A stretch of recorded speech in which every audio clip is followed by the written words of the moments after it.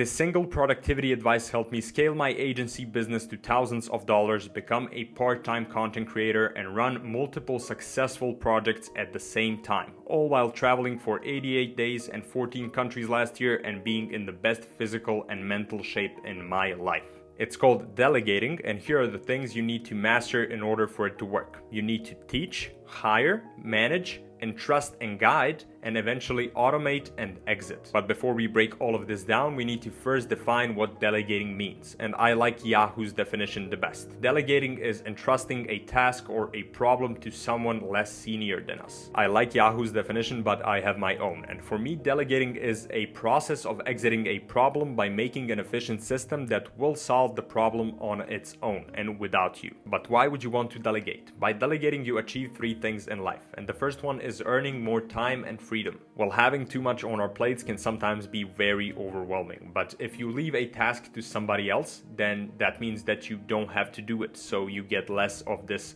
overwhelming stuff. And delegating can also help you save a lot of time. For example, cooking food. You can order your food to go and pick it up on your way home. You can ask your mom to cook for you. You can order home and pay delivery. You can hire a private chef. You can buy a robot and let him cook for you. For example, buy an air fryer. And yes, with delegating you might lose some money or social credit, but delegating has its costs, and right now we're going to talk about if delegating is worth it to you. In comes the second thing, and that is to make more money. And at some point in your business you will have so much work that you can't do everything by yourself, and that's when delegating comes into the picture. And I know you want to keep control over everything, but you need to realize that there are problems that only you can solve. There are also priorities, and there are also tasks that other people are just better than you. Delegating is how you learn new skills, become more efficient, and how your whole organization improves. And it's by focusing on what you do the best and playing your part. For example, in my agency, I don't set up my ads for clients. I have an expert that I pay a lot of money that sets up the ads for all of the clients, and I'm better at managing the team and doing sales. You really can't wipe the floors, fill out the documents, edit the videos, go on calls, have team meetings all at the same time. In a good team, everybody has their seat where they're the most comfortable at and where the most efficient at, and that's how you get the most out of every individual. And the thing people have the most problems with when delegating are limiting beliefs. The one limiting belief I hear the most is if you want it done right, you have to do it by yourself. That's what mediocre people tell you all the time. And don't trust me, just look at the types of people telling you that and ask yourself this question: do I want to live their life? If you don't, stop listening. But to convince you that they are not correct, let's take an example. If you wanted to build a website for your side hustle, but you also work a 9-to-5 job, would you spend the remaining hours you have on learning how to make a website, or would you just pay somebody $200 to do it? I mean, that depends on how much you get paid, but if you pick the second option, you can work on something more important in your business while your website is getting done. It's cheap, you won't spend a lot of time learning everything, and it will be done faster and better. So paying somebody to make a website for you is a no-brainer, but paid ads is a different story. Hiring somebody to do paid ads would cost you much more because the learning curve to learn paid ads, it's much steeper. You would want to learn something like that at the start of your business because it would save you so much money, and then once money eventually starts coming in, then you can hire somebody. But the point is that you need to stop doing everything yourself, because there are people that you can outsource the work to that can do it for cheap and that can do it way better than you. And here's how you know if you should do a task or have somebody else do it for you. Naval talks about this a lot, and he says value your time at an hourly rate and ruthlessly spend to save your time at that rate. For example, again, you need to make a website, and if an hour of your work is valued at $100 and you need 5 hours to make that website, you're better off hiring somebody to do it for $200. But what if the quality of someone's work is not as good as yours? Well, then I use a trick called the 70% rule. If a task I'm delegating is done at least 70% well as I would do it, and it costs me less to pay somebody to do it, then I just won't bother doing it. And if you feel the urge for everything to be just the way you wanted it to be, then you have another problem called perfectionism that I was also facing. And to fix perfectionism, you can watch one of my videos where I go into depth on how to fix it, but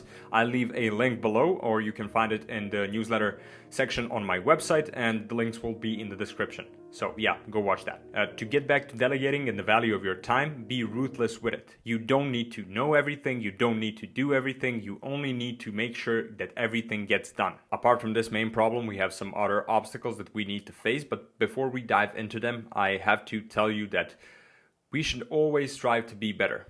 we should always first look within ourselves.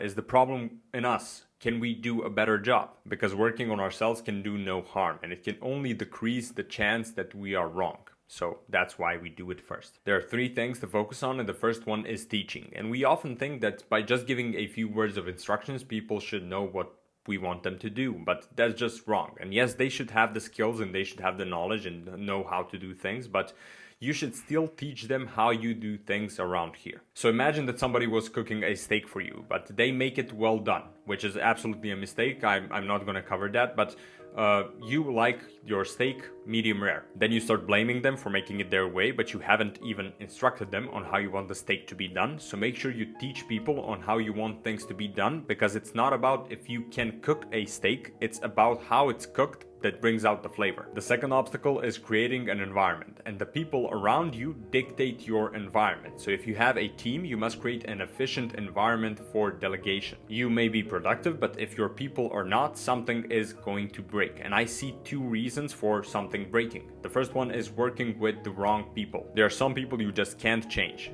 no matter how much you try. And in Dave Ramsey's words, they're donkeys, stubborn and slow. To change, they would need to flip their entire life upside down, and we don't have time for that. And here's where you need to have a good hiring and firing process. Alex Hormozy talks about the soften, and he says that we should have tough conversations right away or they will bite us in the ass later. So now that I know this, and I made countless mistakes about this in the past, I have tough conversations with my team members immediately.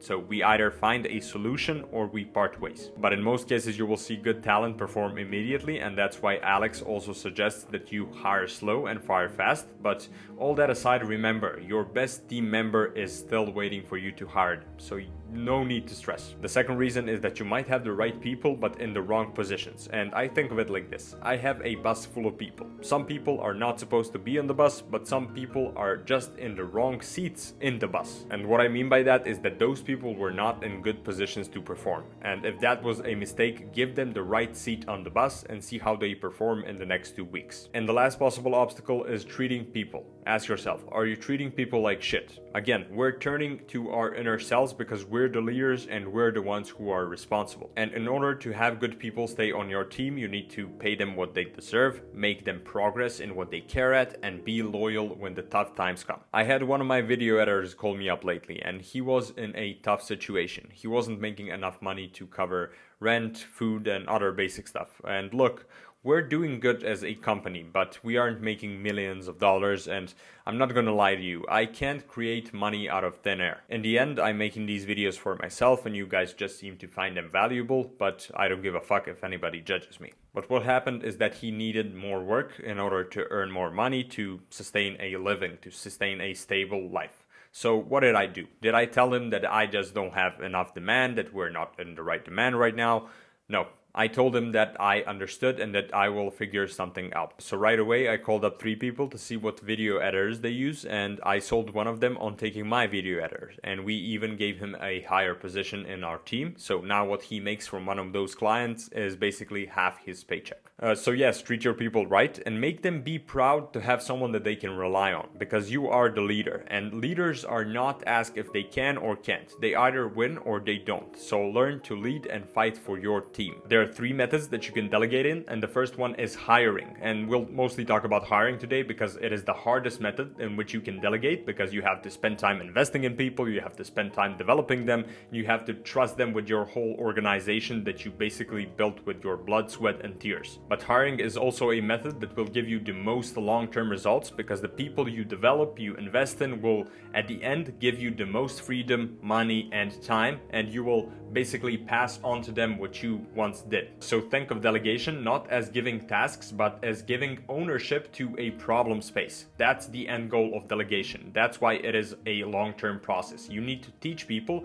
on how to think like you or your brand. In comes something that is called task relevant maturity, and it's a comparison of people's readiness to take responsibility and their education, training, and experience. Simply put, it's will in comparison to skill. For example, if a person is doing something for their 100th time, you don't need to look over their shoulder while they do it for the 101st time. But if somebody is doing a task for the 2nd time, you probably need to guide them on how they should do it.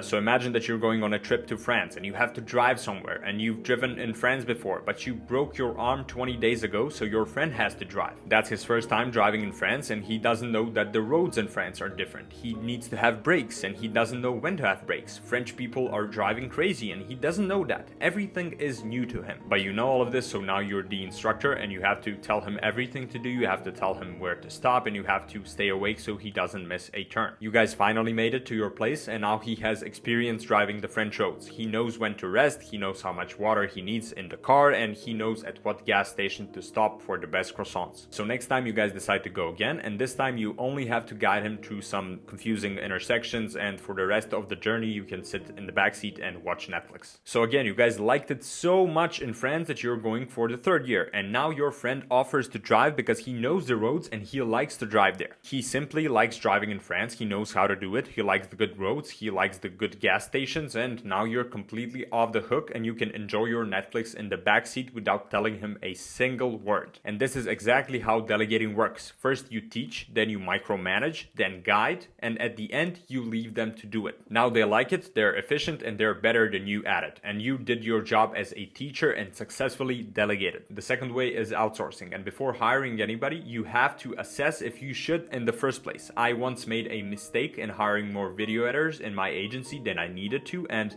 because of that I lost a lot of money and had to have a few painful conversations. Then those people saw me as a non-serious, untrustful person because I hired them and gave them hope, but I couldn't deliver enough work for them, so I had to just lay them off. The solution, actually prevention to this, is to wait for things to break before trying to fix them. Then you see what was the problem and then you fix it. For example, if you are a freelance designer, wait for you to get so overbooked that you just can't do your invoicing and then hire. Or even better, if you're like most of us and you don't know if a client will come and go tomorrow, just do something that is called outsourcing. Outsourcing is kind of like hiring, but externally, and it has the benefits of flexibility, less cost upfront, little to no management, and access to teams or very specific skills. If you wanted to make a one-time website and you wanted somebody to do it for you, you wouldn't hire a developer for 6 months. You would hire somebody who's going to do it in a week for a fixed price, so you don't have them on a payroll, and it's way easier for you. In my social media agency, I outsource Facebook ads, and I have a person with their team doing most of the work for me and my clients, and the only thing I had to do is consult with them and talk on important topics and like meet, and that's it. I mean, now they're like team members and family, but I don't have to manage them because they're an entire organization by themselves. Of course, you can't outsource everything in your business, but if you pinpoint the things you can't, find the right people and negotiate a good price, you're a lucky man. And the last things are systems and automatizations, and I really can't express how much these things can sometimes feel like superpowers, because up until not so long ago you had to go on every social media platform and post by hand every time you wanted something to come out. But now we have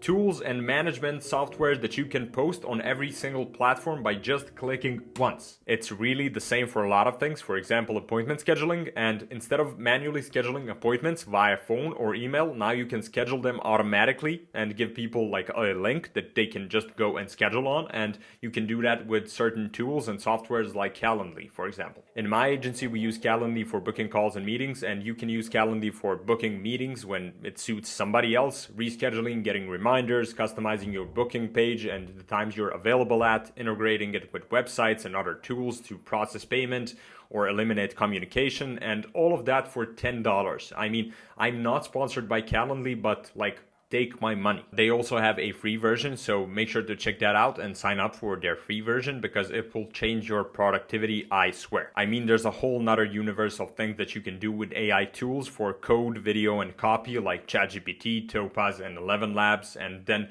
there are Zapier, Loom, vidIQ, like tools and softwares that are used to streamline your whole system, which are just crazy and very, very helpful and time saving. I'm not going to go into depth on these because I think I will make a video about softwares, tools, and automatizations I use in my daily life and my businesses, but I'm also still new at all of this, so we'll see about that. But softwares and tools have become so powerful that they can replace entire teams. And like, don't wait for my video to come out, just go look them up yourself because they're so powerful that they can basically replace you, and they are the future. And we're getting into the final section of this video, and it's called How to Delegate Without Being a prick. And if you've ever worked in a company or any other organization, you probably had a manager. And managers can be a pain in the ass. They don't understand you or your job, but they give you deadlines like they do. They nag you about the things that are not even important, and they act like they are over you. It's just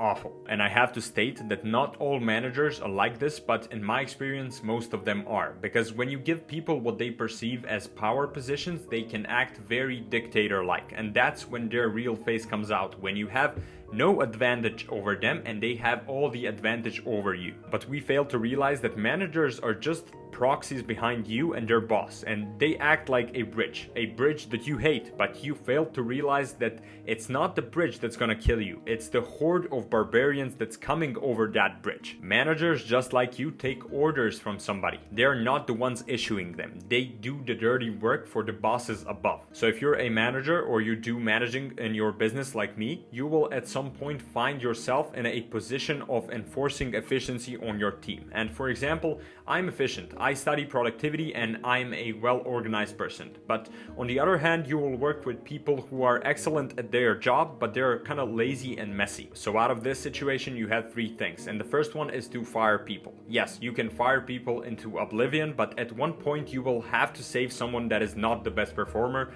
in order to keep the business running. Firing people constantly is only an option for like big businesses, JP Morgan, BlackRock and stuff, because they get 1 million job applications a year and they have an infinite pool of talent that they can just pick from and choose from. But we're not a big company, so we have to work with what we have. The second option is to tighten your belt. It's to pressure your people. So get some unnegotiable rules going, micromanage them until everything is done. But at some point, your team will start developing a resistance to you or somebody that manages them.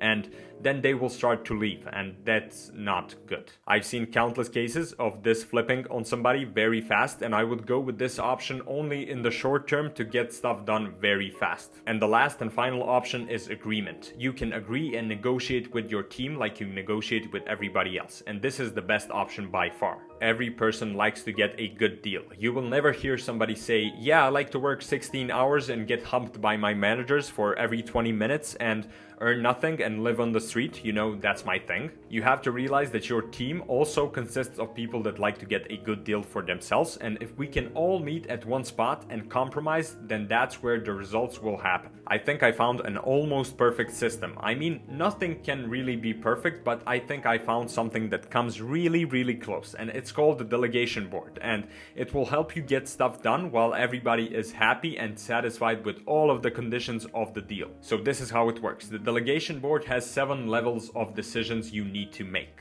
You can tell, decide without discussing it with your team. You can sell, decide and present a reasonable argument on why it's the right choice. You can consult, ask your team for thoughts and consider them and then make a decision. You can agree, enter a discussion and decide together. You can offer an advice, offer an opinion and let them decide. You can inquire, so leave others to decide, and after that they have to convince you.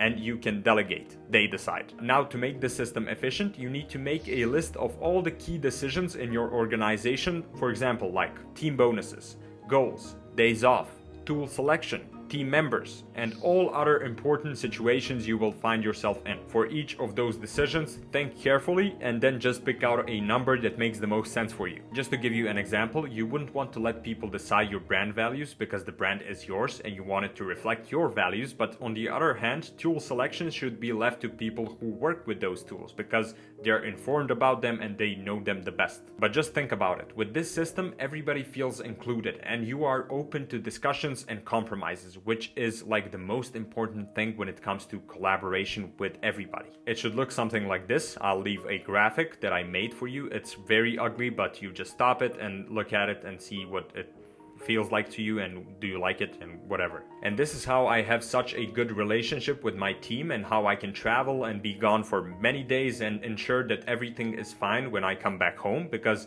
they feel included in this and it's their thing too, and I have them and they have my back also. Warning, harsh truth incoming. You can't turn a donkey into a horse. Dave Ramsey. If none of this is working, you have to realize that the problem is not inside of you. You are not a micromanager, you are not a bad manager, you just don't want people to mess up what you built, and that is fine. If someone is borderline lazy and just bad at their job, they're getting fired, no discussion, and you can't flip somebody else's life for them, and you can't wait for them to do it. You have to get rid of the wrong people that are holding your whole organization back in order to move forward. Delegation is a long-term process. Invest in people, pay them, work and spend time with them, treat them well and have their back. But you need to have the courage to have tough conversations early and to throw people out of your bus, because their engine is just not capable of the speeds you're driving in, and that's okay. Just make sure you get rid of them fast and you will go to distances you've never imagined before. For the final end of the video, I wish you good people and great speeds. Thank you for watching. Alex out. P.S. I just want to ask you to subscribe, because I've seen that like 5% of you guys are not subscribed and you guys watch, and like 95% of other people are subscribed. So I want to get you guys on board and make sure you subscribe, and maybe like go into the link below and also click the link and subscribe to my newsletter, which is these videos but in written form with more visuals and are just like more appealing and you get them earlier. So make sure you go there, you get some special things also when you subscribe. So yeah, see you in another video and thank you.